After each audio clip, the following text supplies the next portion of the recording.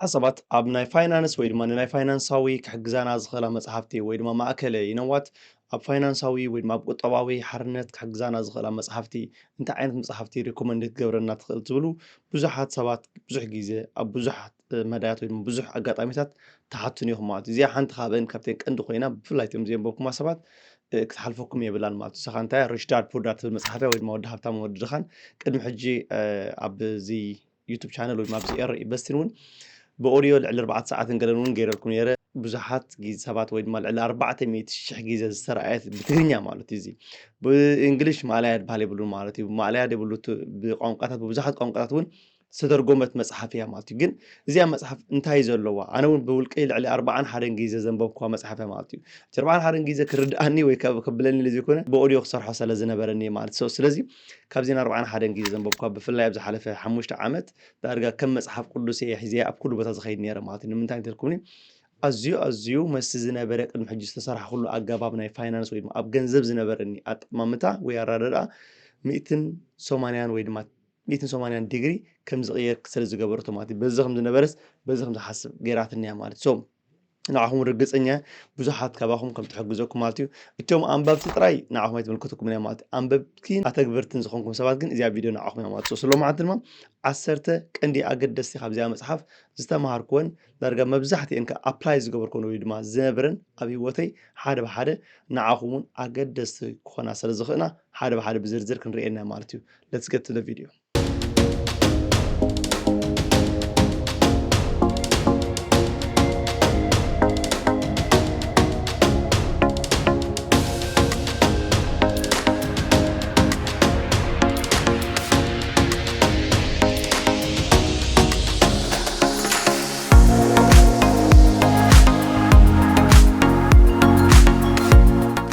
سلام ترسعون كلهم تخططين إير إنفستين بتشما بسروا زلهم بساعات زي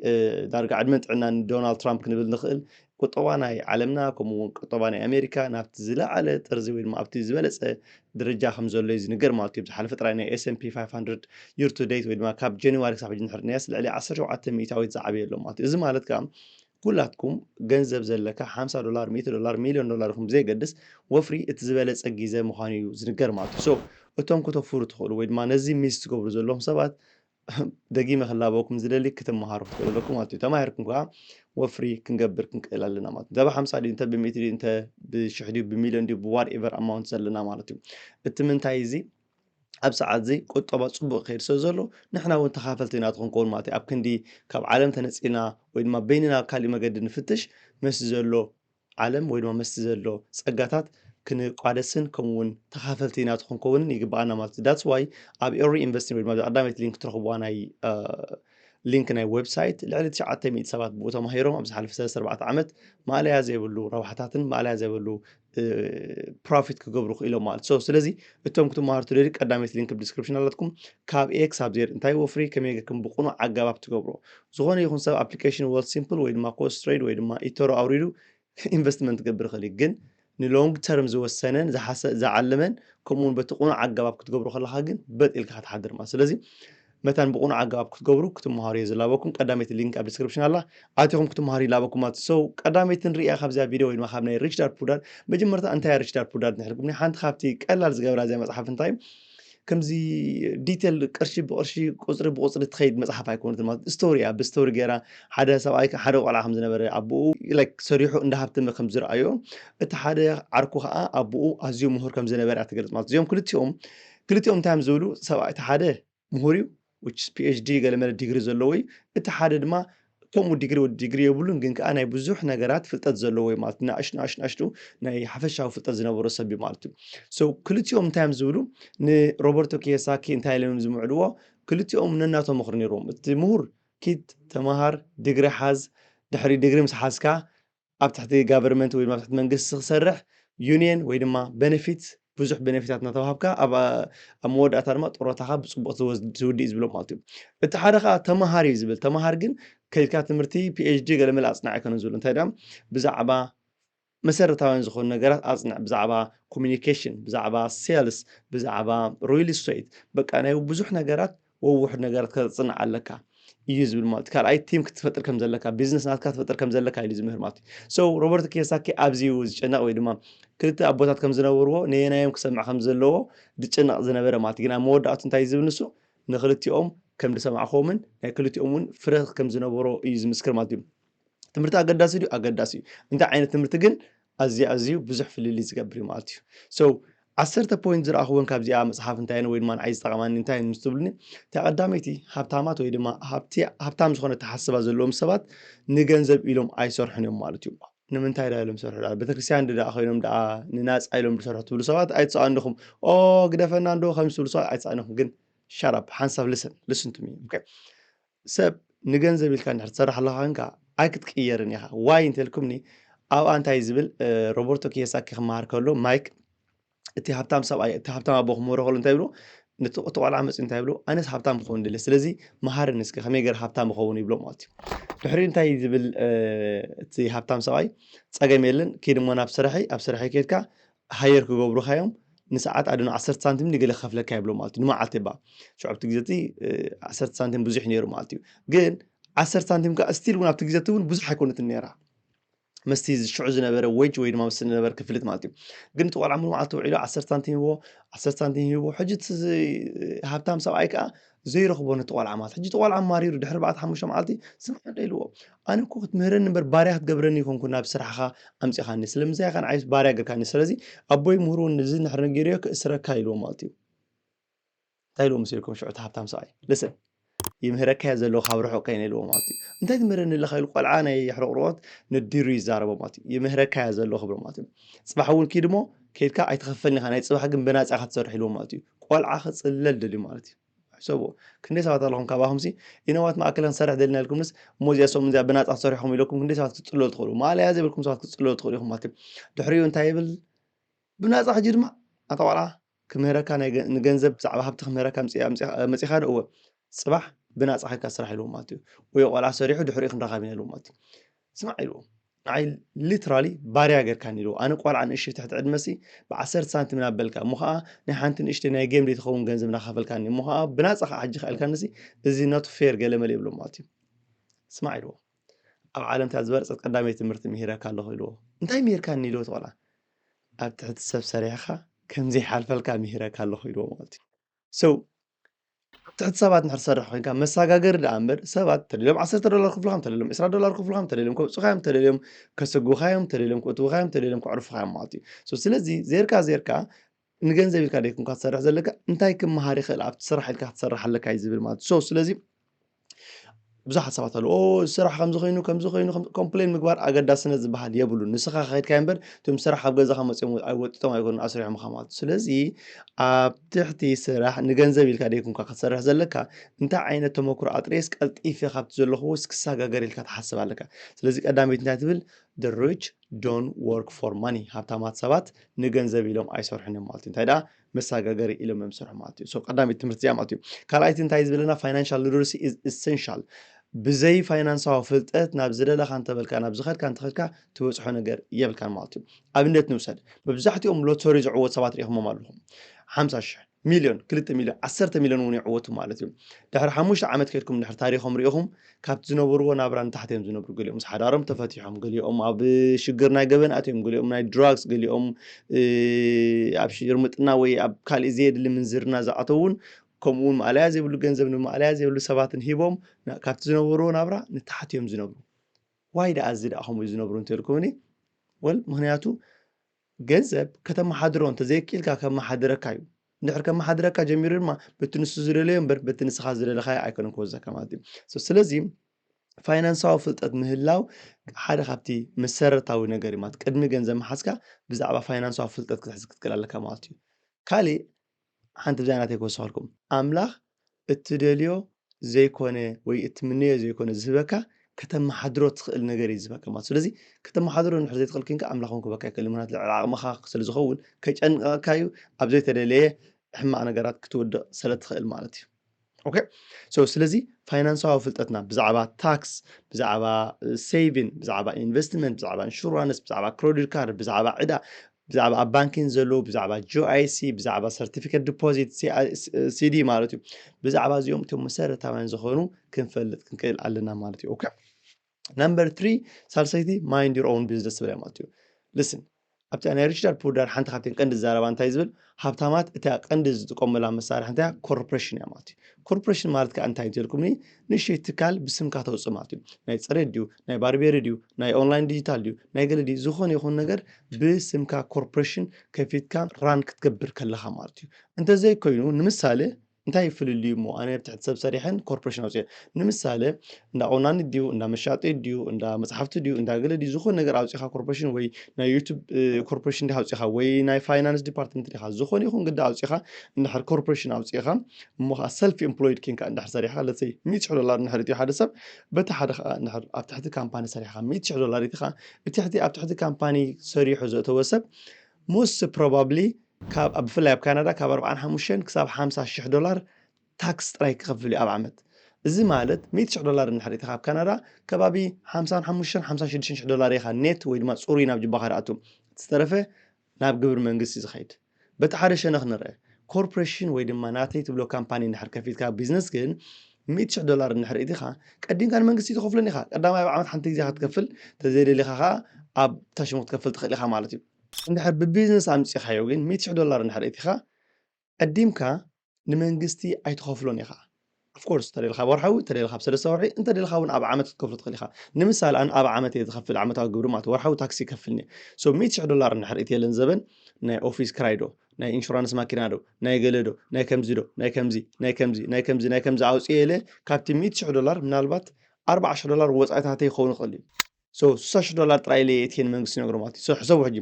$100 ዘእተወ ሰብን $60,000 ዘእተወ ሰብን ዝኸፍልዎ ግብሪ መንግስቲ መቸም ትፈልጡ ኢኹም ኣብዚ ዓዲ the more income ዘለካ the more እንታይ ክትኸውን the more ታክስ ወይ ድማ ግብሪ መንግስቲ ክትከፍል ማለት እዩ ብዙሓት ሰባት ኦቨርታይም ዘይሰርሑ ሰባት ኣለዎም ስለምንታይ እንተልኩም ክላ ደይ መንግስቲ ታክስ ክወዞ ትብሉ ማለት እዩ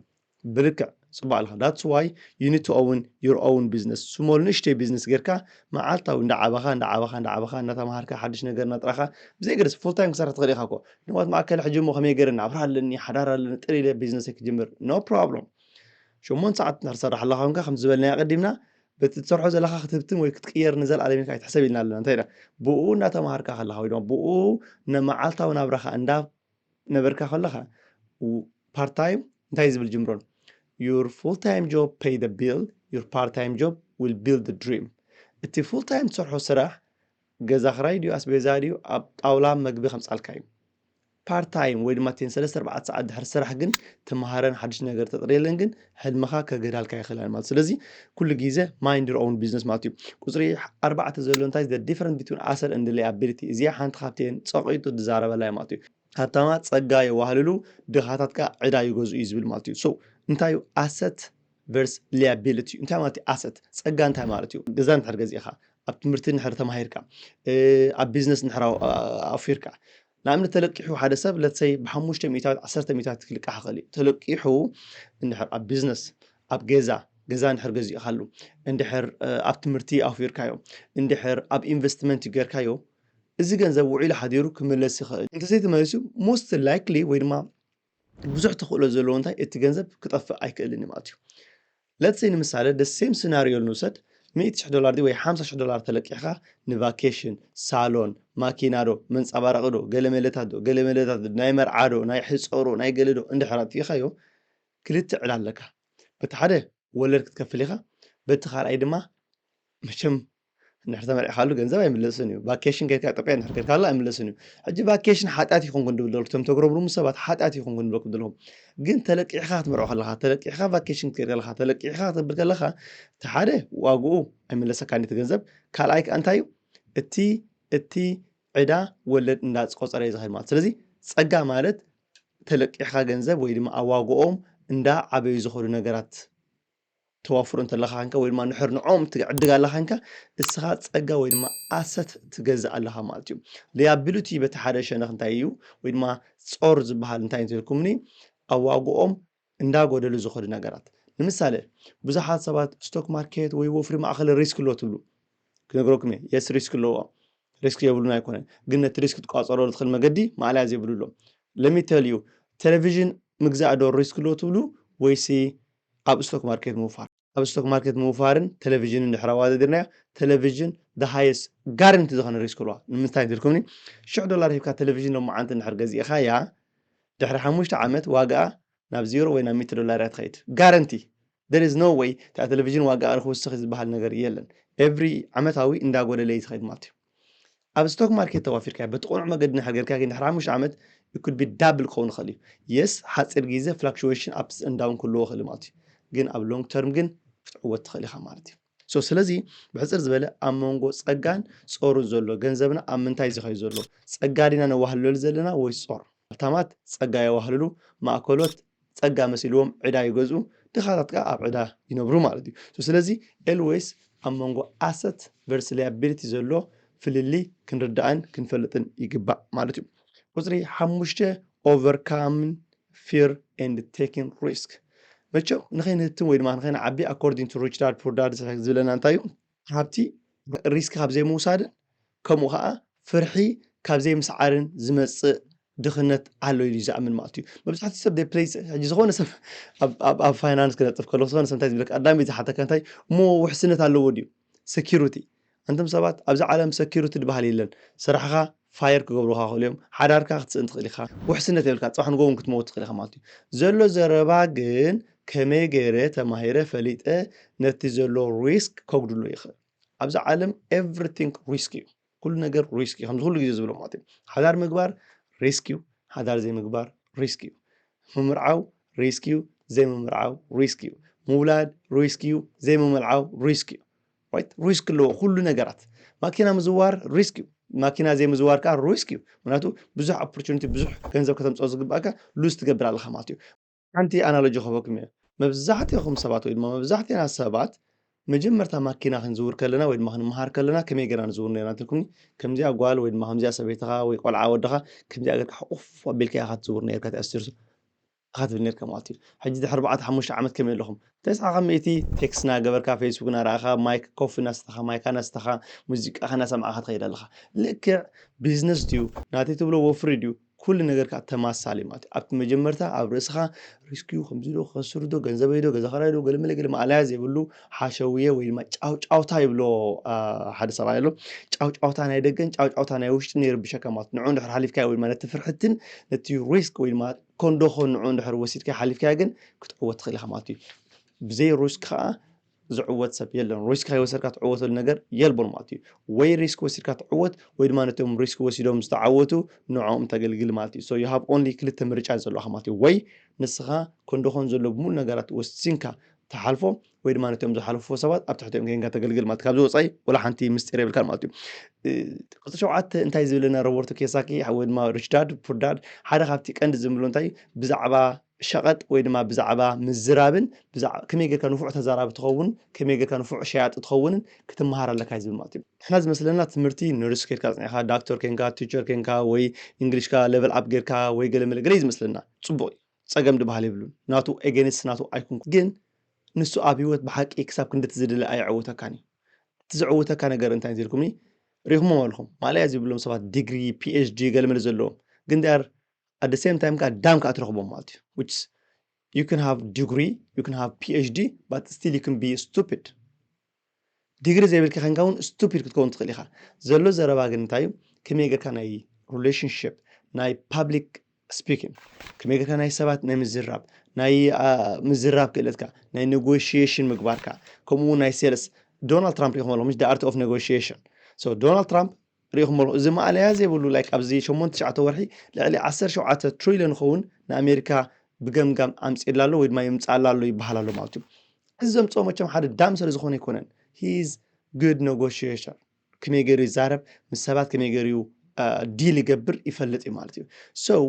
ሓደ ካብቲ ዝዓበየ ሸቐጥ ክትመሃር ክትክእል ኣለካ ከመይ ጌርካ ሸቃጥ ትኾን ከመይ ጌርካ ሴልስ ክትመሃር ክትክእል ኣለካ እዩ ዝብል ከምኡውን ኮሚኒኬሽን ክእለትካ ወይ ድማ ናይ ምዝራብ ክእለትካ ትግርኛ ጥራይ ስለ ዝኽኣልካ ትዛረብ ማለት ኣይኮነን ከመይ ጌርካ ናይ ምዝራብ ኣበይካ ድምፂ ትገብር ከመይ ጌርካ ኣይ ኮንታክት ይህልወካ ኮንፊደንስ ይህልወካ ኣብዚኦም ሞር ኢንቨስት ክትገብር ክትክእል ኣለካ ማለት ከምቲ ዓንተ ዝበልናዮ እዚኦም ፓርት ኦፍ ናይቲ ትምህርቲ እዮም ማለት እዩ ክትመሃር ኣለካ ብሎም ክልቲኦም እንታይ ይብሉ ነይሮም ትምህርቲ ክትመሃር ኣለካ ብሉ እቲ ሓደ ግን ኣብ ስኪል ኣብ ኮንፊደንስ ከዕብየካ ድኽእል ኣብ ናይ ምዝራብ ክእለትካ ድዩ ኣብ ናይ ከመይ ጌርካ ሸቃጢ ወይ ድማ ሸያጢ ትኸውን ኣብዚ ሞር ክትመሃር ኣለካ እዩ ዝብል ማለት እዩ እቲ ሓደ ግን እንታይ ዝብል ነይሩ ሞስት ኦፍ ዘ ታይም ተምሃር ኪድ ሓንቲ ሞያ ሕዝ ኤሌክትሪካል ኢንጂነር ድዩ ወይ ዶክተር ድዩ ወይ ነርስ ድዩ ዋትኤቨር ኮንካ ብል ነይሩ ማለት እዩ ወላ ሓንቲ ፀገም የብሉን ክልቲኡ ግን ሞር ኣብ ህዝቢ ምስ ህዝቢ ከመይ ጌርካ ትራረዳእ መቸም ኣብዚ ዓለም እንታይ ኢሉ ነይሩ መሲልኩም ከመይ ጌርና ነፍር ከመይ ጌርና ንሕንብስ ከመይ ጌርና ካብ ፀልማት ንወፅእ ኩሉ ዝምሂሮሙና እዮም ከመይ ጌርና ንታኮስ ከመይ ጌርና ንቃተል ኩሉ ተማሂርና ኢና እዚ ከመይ ጌርና ምስ ሰባት ሓቢርና ንነብር ግን ኣይተምሃርናየን ራይት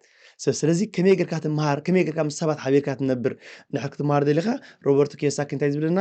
ኩሉ ግዜ the power of learning to sell and communicate is the key for success ዝብለና ማለት እዩ ከመይ ጌርካ ትዘራረብን ከመይ ጌርካ ናይ ሸያጢ ትኸውንን እንድሕር ዘይተማሂርካ ክትዕወት ዘለካ ተኽእሎ ኣዝዩ ፀቢብ ዝብለና ማለት እዩ ቁፅሪ 8 ሕልፍ ሕልፍ ክብለኒ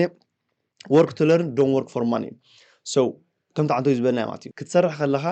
ንስራሕ ክትመሃረሉ ትኽእል ነገራት ስኪል ክትዕብየሉ ትኽእል እምበር ገንዘብ ብኡ ገይረ ክሓልፈለይ ኢልካ ወይ ድማ ፋይናንሳዊ ናተይ ክቕየር ኢልካ እንድሕር ትሓስብ ኣለኻ ኮንካ ወል ኣብ ጌጋ መገዲ ትትኩስ ኣለኻ ወይ ኣብ ጌጋ መገዲ ትፅዕር ኣለኻ ማለት እዩ ስለዚ ኣብቲ ዘለኻያ ትምህርቲ ኣብቲ ዘለኻያ ስራሕ እንዳተምሃርካ ከምቲ መጀመርታ ምሽ ሃየር ገይሮምካ ኣለዉ ድሕሪኡ ንስኻ በዓልካ ነብስኻ ፋየር ክትገብራ ክትክእል ኣለካ ማለት እዩ ሽዑ ድሕሪ ዓመት ድዩ 2 ዓመት ድዩ 3 ዓመት ድዩ 4 ዓመት ድዩ ካብኡ ወፂኻ ክተብለሉ ትኽእል መገዲ ተፈጥራ ኣለካ ማለት እዩ ባይ ፕሮፌሽን ኣብዚ ዓዲ መጀመርታ ምፅኹ ሞያ ስለ ዝብልካ ብዙሓት ሰባት ወይ ፈተውትኻ ወይ ዳሽሙ automotive service technician ወይ ድማ ሜካኒክ ተማሂረ ማለት እዩ 3 ዓመት ምስ ሰራሕኹ ሓደ መዓልቲ ኣብኡ ነይሩ ምሳና ዝሰርሕ ሚኻኤል ዝበሃል ሰብኣይ ነይሩ ወዲ 54 ገለ ማለት እዩ ከባቢ 30 ገለ ዓመት እዩ ካብ ንእሽትኡ ከሎ በቃ ወዲ 18 ዓመት ከሎ ሜካኒክ ኮይኑ ን34 35 ዓመት ዳርጋ ኣብ ሜካኒክ ሰሪሑ ዝኾነ ማኪና ብድምፂ ኣይበቃ ከምዚኣ ገሊሏ ዝብለካ ማለት እዩ ነገር ግን ኣብ 2018 ከባቢ ወይ 17 መወዳእታ ወይ 18 ከባቢ ንሕና ሽዑ ፀንቢራ ኣነ ኣተየ ኣብ ናይ ማዝዳ ዲለርሺፕ ሰርሕ ነይረ ማለት እዩ ኣብ መካኒክ እናሰርሕና ከለና ንሕና መንእሰያት ኢና ሰቦ መንእሰያትና ኣብ እስራታት ዘለና ኢና ንሱ ግን ኣብ 50ታት ዘሎ እዩ እሞ ከዓ ጉልበታዊ ስራሕ ስለዝኾነ ቁርብ ድኻም ኣሎ ማለት እዩ ንሕና ብሬክ ድዩ ወይ ድማ ፍሬኖ ክንቀይር ከለና ድዩ ወይ ጎማ ክንቀይር ከለና ድዩ ወይ ኦይል ቼንጅ ድዩ ወይ ገለ መለ ንሕና ንሱን ክንምፅእ ከለና ንሱ ሓንቲ ማኪና ሳብ ዘምፅእ ዳርጋ ሊትራሊ ክልተ ማኪና ንውድእ ነርና ማለት እዩ ምክንያቱ ንምንታይ መንእሰያትና ናይ ምትዕፅፃፍ ክእለትና ናይ ምጉያይ ገለ መለ ኣዝየን ሓይላት ነርና ማለት እዩ ንሱ ግን ቁርብ ምስቲ ዕብየት ምስቲ ምንዋሕ ገይዘ ቁርብ ድኸም ዝበለ ነይሩ ማለት እዩ ጌስ ዋት እቲ ማናጀር ጠቕላላ የዋርዶ ነይሩ ማለት እዩ የዋርዶ በቃ ራእዮም እዚኦም እቲ ኩሉ ስኪል ከለዎ ማለት እዩ ግን እንታይ ኮይኑ በቲ ኒው ጀነሬሽን እናተሰዓረ ወይ ድማ እናተዳኸመ ወይ ድማ እናተሓለፈ መፅኡ ማለት እዩ ሽዑ ሓሲበ ንሕር ኣብዚ 20 ዓመት ገይረሲ ወይ ድማ ኣብዚ መካኒክ ኢና ንሕር ክውድእ ኮይነሲ ዕጫ ናይ ሚኻኤል እያ ማለት ይብል ነይረ ማለት እዩ ሕጂ ካብኣ ድሕሪኡ እዚኣ ሪሽዳር ፑዳር ምስ ኣንበብኩ ናይ ፅሬት ኮርፖሬሽን ካብኡ ድሕሪኡ እናተየውፅየ ናይ ፅሬት 45 ምሳይ ሰባት እናሰርሑ ከይድ ነይረ ድሕሪኡ ካብኡ ካብቲ ናይ ፅሬት ድማ ናብ ናይ ፋይናንሻል ኢንዱስትሪ ኣትያ ፋይናንስ ከዓ ከምኡ እናገበርኩ ሎማዓንቲ ብስርኢኒ ኣለኹ ማለት ሶ ቤዚክሊ እንታይ ክብለኩም ኢለ እዚኣ ሊትራሊ ኣብ ሂወተይ ዝተጠቀምኩላ መስሪሓ ማለት እዩ ሶ ኣብቲ ዘለኻያ ስራሕ እንታይ ክመሃር ይኽእል እንታይ ክዓቢ ይኽእል እንድሕር ክልተ ዓመት ሰሪሕካ እሞ ኣብ ደ ሴም ፖዚሽን ንሕር ኣለካ ኮንካ ወል ኢንሳኒቲ እንታይ ዝብሉ doing the same thing expecting different ሓደ ዓይነት ነገር እናገበርካ ዝተፈለየ ውፅኢት ምፅባይሲ ፅላለይ ኢሉ ነይሩ ኣልበርት ኣንስታይን ማለት ስለዚ work to learn don't work for money ንገንዘብ ኢልካ ደይኩንካ ትሰርሕ ዘለካ ክትሰርሕ ኣለካ ማለት እዩ ካልእ the importance of early starting so investing early ወይ ድማ early starting so listen እቲ ዝበለፀ ወፍሪ መዓስ እዩ እንተልኩምኒ ወይ ድማ መዓስ ነይሩ እንተልኩምኒ ቅድሚ 10 ዓመት ነይሩ ኣኸል 10 ዓመት እንታይ ነይሩ እንተልኩምኒ ወል ቅድሚ 10 ዓመት ወላ ሓንቲ ነበረን ጊዜ time is very very important ቅድሚ 10 ዓመት ትምርዖ ቅድሚ 10 ዓመት ገዛ ትገዝእ ቅድሚ 10 ዓመት ትምህርቲ ትጅምር ነርካ ቅድሚ 10 ዓመት ተዋፍር ነርካ ቅድሚ 10 ዓመት ዝኾነ ነገር ትጅምሮ ነርካ ሎማዓንቲ ኣብ ዝሓሸ ደረጃ ወይ ድማ ኣብ ዝበለፀ ደረጃ ከም ትህሉ ርግፀኛ ነይረ ማለት እዩ ካልኣይ ዝበለፀ ከመዓስ ትልኩምኒ ሎማዓንቲ ስለዚ ክትዋፍር ተለካ ሎማዓንቲ ዋፍር ክት ቢዝነስ ጅምር ተለካ ሎማዓን ጅምር ሓዳር ትገብር ተለካ ሎማዓን ጅምር ኣዘርዋይስ እንድሕር ደንጊኻ ግዜ ኣንጻርካ እዩ ዝኸይድ ማለት ስለዚ ኩሉ ግዜ እቲ ቀዲምካ ትጥቀመሉ ትኽእል ግዜ ክንጥቀመሉ ክንክእል ኣለና ማለት እዩ ኦኬ ሶ ስለዚ the importance of investing early it's the key ንክትዓቢ ማለት እዩ ምክንያቱ እንድሕር aggressively ክትዋፍር ዘይትኽእል ኮንካ ኣቐዲምካ ክትጅምር ክትክእል ኣለካ ማለት እዩ ናይ መወዳእታ እንታይ ዝብል is one of my favorite mindset is real difference mindset is the real difference እንታይ ማለት እዩ ኣጠማምታኻ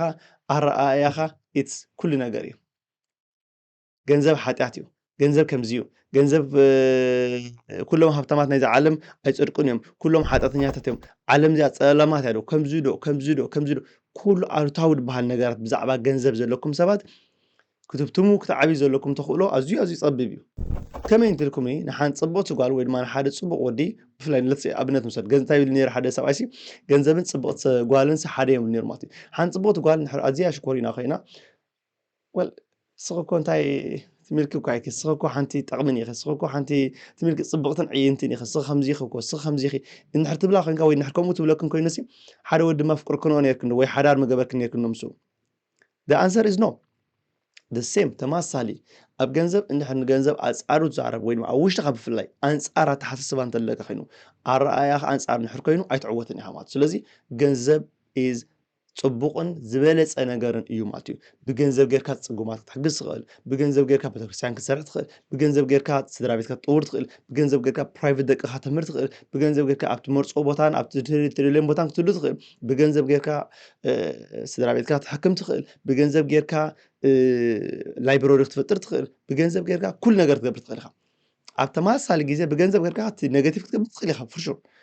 እንታይነትካ ይዳ እምበር ገንዘብ ሕማቕን ፅቡቕን ኣይኮነን ገንዘብ is a tool ቱልስ እዩ መሳርሒ ስለዚ ኣብ ገንዘብ ዘለካ ኣራድኣ ንድሕር ዘይቀየርካሎ መዓንቲ ወይ ድማ ኣተሓስባኻ ኣይትዕወትን ኢኻ እዩ ዝብለና ሪች ዳድ ፑር ዳድ ወይ ድማ ሮበርቶ ኪዮሳኪ ማለት እዩ ሶ እዚአን ነይረን 10 ቴካዌይ ወይ ድማ 10 ፖይንት ካብ ናይ ሪች ዳድ ፑር ዳድ ወሰድክወን ወይ ድማ ንዓይ ፀቐማኒ ንዓኹም ክጠቕማኹም ይኽእል እየን ዝበልክወን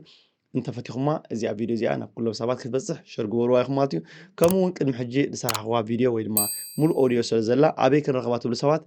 ኣብቲ ኣውዲዮ ኣቲኹም ብምልአን ካብ ልዕሊ 4 ሰዓት ትኸውን ብትግርኛ በቲ ወናም ዝኾነ ድምፀይ ገይረ ሰሪሐልኩም ስለ ዝነበርኩ ልዕሊ 400,000 ሰባት እውን ስለ ዝረኣይዋ ኣቲኹም ስምዕዋ ደጋጊምኩም ስምዕዋ እንደን ኣክሽን ከዓ ውሰዱ ኣክሽን ውሰዱ ብዘይ ትግባረ ኩሉ ኮንቶ ናይ ኮንትነት ኮንቶ እዩ ማለት እዩ ትግባረ እንተዘይየሎ ማለት እዩ ከምኡ እንታይ መፅሓፍ ኣበይ ክንረኽባን ትብሉ ሰባት ከዓ ኣብ ናይ heavenshop1.com ኣቲኹም ክትረኽቧ ትኽእሉ ኢኹም ወይ ድማ ሊንክ ኣብ ዲስክሪፕሽን ክገርፈልኩም እየ ኣቲኹም ዓድግዋ ተምሃሩ ኣንብቡ ማለት እዩ እዚኣ ነይራ ነሎ መዓንቲ ባይ